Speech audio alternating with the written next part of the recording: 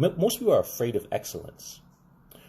But there's another part of that where a lot of people give up the opportunity to be good, to be great, because they're too satisfied just being good. We see it all the time. Once again, most people, when they get to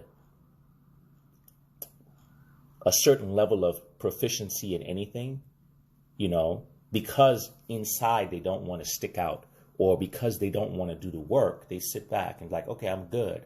That's why people settle for a lot of things. Settle for a good job, settle for a good relationship, settle for good health care, settle for good government. But good is the enemy of great, because when you get to a certain level of good, it takes a little bit more effort. It takes a little bit more commitment. It takes a lot more work to get to great. But that's why people never get to great, because they get too satisfied with good. They sit back and they say, you know what, I think I got it. I got all I need. And they stop. They stop pushing. They stop trying. They stop trying to excel. Our society loves when you're great, but it doesn't celebrate, it doesn't encourage you to be great. As a matter of fact, what it does is it tries to knock you down when you're thriving for greatness, when you're trying to do something better, when you're trying to do something different, when you're actually trying to move between that good and that great. Mediocrity is self-inflicted. Everybody has the opportunity to have greatness. Everybody has the opportunity to do something great. But what happens? Most people get to good and they stop. Okay?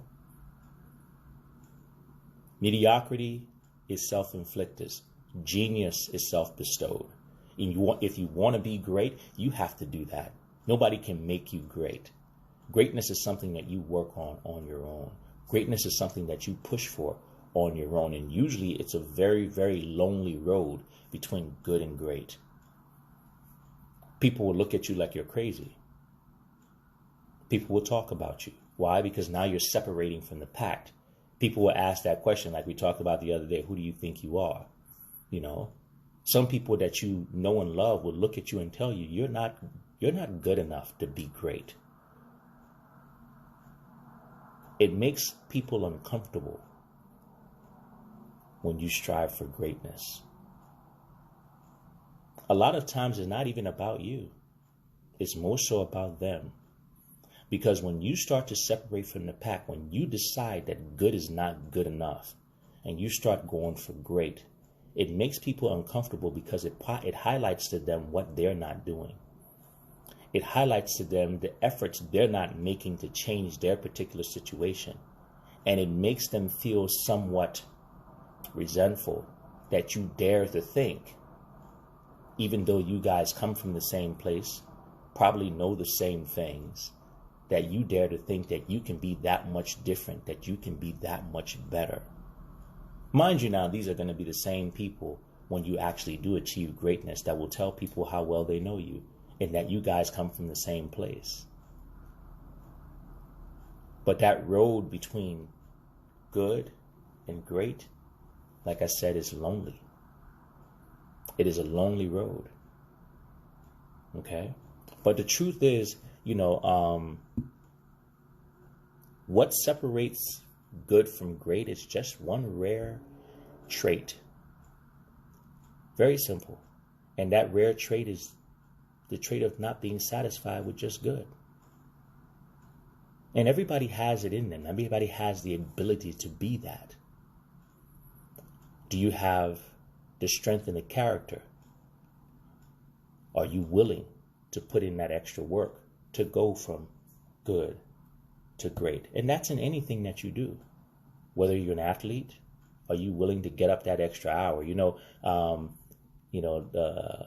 Kobe Bryant talked about that. Kobe Bryant got into the NBA and he was playing with a lot of good NBA players. I mean, these guys were good, and he noticed that a lot of these guys were coming into the gym, and getting their private workouts in the gym, from about 8 to 10 or, 9 to 12 and stuff like that. And Kobe realized that if he wanted to be great, he had to show up at 5. And he would practice from 5 to 7. And then he'd come back and practice from 9 to 11. And then he'd come back and practice from 1 to 3. And then he'd come back and practice with the team from 5 or 4 until the other time. And then he would stay another 2 hours. But he understood that if he did that for 5 years straight, the amount of space, the amount of gap he would put between him and everybody else will be insurmountable. Doesn't matter how hard they work. Because he understood the amount of time it took to go from good to great. And if you look at anybody that's great, that's what they did. It's a lonely road. It was a lonely road waking up at 5 o'clock in the morning every single morning and coming and putting in 5 practices. But that's what it takes to separate good from great. Okay? So ask yourself, have you sacrificed your great life for the good one that you enjoy? The average one that you enjoy? The one that everybody, is proud of when they say, well, I have a good life. Don't you want to have a great life? I'm a good husband. Don't you want to be a great husband? I'm a good worker. Don't you want to be a great worker? I'm a good boss. Don't you want to be a great boss? Are you willing to put in the efforts that it takes to go from good to great? Because we admire great all the time, once again. But are we willing to put in the sacrifice that it takes to be great? Because greatness is undeniable. Ms. Capricornsky says she would love to have a great husband. Are you a great woman? In order to get great, you have to be great. That's why most people are only good. And that's why people only get good and get mediocre. You can't expect to be good or mediocre and get great and then get great. It doesn't happen. It doesn't happen. So the great life that you want, are you willing to put in the effort to get that great life? That great spouse that you want? Are you great enough to be able to support that spouse? That great life that you want, are you worthy of it? Have your actions shown that? Okay? Exactly. Perfect, Jerome, because a lot of people get comfortable. That comfort zone, kills you. They said normality is a paved road. It's very easy to walk on, but nothing grows there. You can't have growth and comfort simultaneously. They don't exist together. And most people are so love to be comfortable. That's why I look at this particular time that we're in. And I hope people can understand how valuable this time is, because everyone is uncomfortable right now. So since you're uncomfortable, you might as well grow. Since you're being thrust into this uncomfortable state, you might as well grow. You might as well try to expand yourself because you're uncomfortable already. We all are. Okay? Comfort is the enemy of growth. And a lot of times people snuggle into their comforts. And really sometimes when you look at it, they're not really that comfortable. I mean, look at where we are right now. People were thinking they were comfortable 90 days ago. How can you possibly be comfortable with less than 1 month's worth of reserves? To where after 30 days of being told to sit at home, that people are running out of food and money. And these very same people were comfortable and happy with their lives and their existences. Why were people not up in arms 90 days ago with their government, with their powers that be, that they were working so hard, 2-3 jobs, And a lot of these people are hardworking people. So it's not about laziness, but yet working so hard and could not get more cushioning to live their life. Why? Because it was a good life. And they were happy with it being good. They never pushed for great.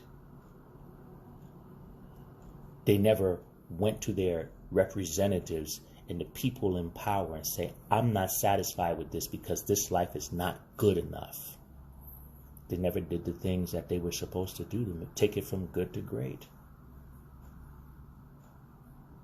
Simple things like standing up for themselves. Simple things like protesting for their right to have a living wage. Everybody got satisfied with good. Until now we realize that good isn't good enough. Everybody was satisfied with our healthcare system, the shambles that it was in. Until now we realize good was not good enough.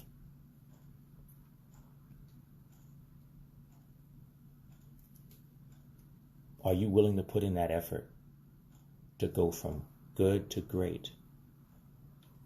Because only the great survive. The good die off, not remembered, not leaving a mark. Okay? But the thing about going from good to great is a choice, is a commitment you have to make to yourself, is a trait that you have to develop within yourself to say, you know what? Good is not good enough if better is possible. And if you have that attitude, you have that mindset, that's not to say you should not be satisfied with your life. There's nothing wrong with being satisfied. But don't let that satisfaction lead to contentment and complacency. Okay? And no, God will not do it for you. God has done everything he can do for you. He has given you the ability. That's what he did for you. Don't sit around and wait for God to make your life, take it from good to great. That's not how it works. You have the tools to do that. You can make that choice. You made the choice to sit there and allow yourself to be satisfied with good. God didn't do that to you. The same way God gave the ability to other people to strive and push for great, you have that ability. Don't sit there and wait for God to make your life better. You have that. You have that ability. You can get up and you can do it. You can stop being satisfied with being good. That's not God's job. That's choice. That's work. That's pride. That's conviction. That's dedication. That's commitment. That's consistency. All these things you have the capability to do. It's already inside of you. But when you sit there and wait for God to do it for you, that's why most people are just good. Because as soon as they get a little breathing room, oh, that's good enough. Water's right here. Oh, that's good enough. Well, I can breathe.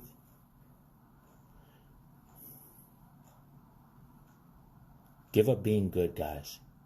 Strive for great. That's how you're transforming your life. That's how we'll transform a nation. That's how we'll transform the world. When we look at living situations for ourselves and other people, stop being so happy with it being good enough. It should be great. We should always be striving for more. We should always be striving to make our lives and the lives of the people around us, even the ones that we think are not connected, better. Because one thing we will find out during this time is that the poorest of the poor, the least fortunate of the least fortunate, are the ones that are going to have the biggest impact on our lives. Because when that bottom 25% falls out, when the people who actually do the work can't do the work, can't support themselves, can't work, can't this, can't that, even the people at the top are going to feel it. And this time they won't feel a pinch. They'll feel a burn.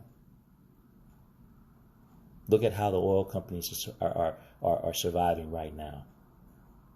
bled us dry for the last 20 years with high oil prices. And now because the bottom of the bottom can't afford to buy gas or aren't able to go anywhere, they're bleeding money. You have more power than you think.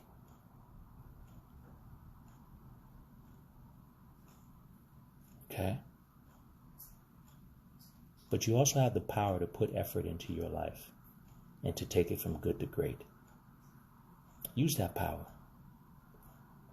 Stop being satisfied and stop waiting for someone else to do it for you. If you haven't learned anything yet, it ain't coming. No one's going to save you. You or we have to save ourselves. The 1% does not care. Okay? The 1% does not care. There's about 5% of people who actually know what's going on. 90% of people who don't. And the 1% hire about another 4% to make sure the 90% don't listen to the 5. They distract you. They keep your eyes on the wrong things.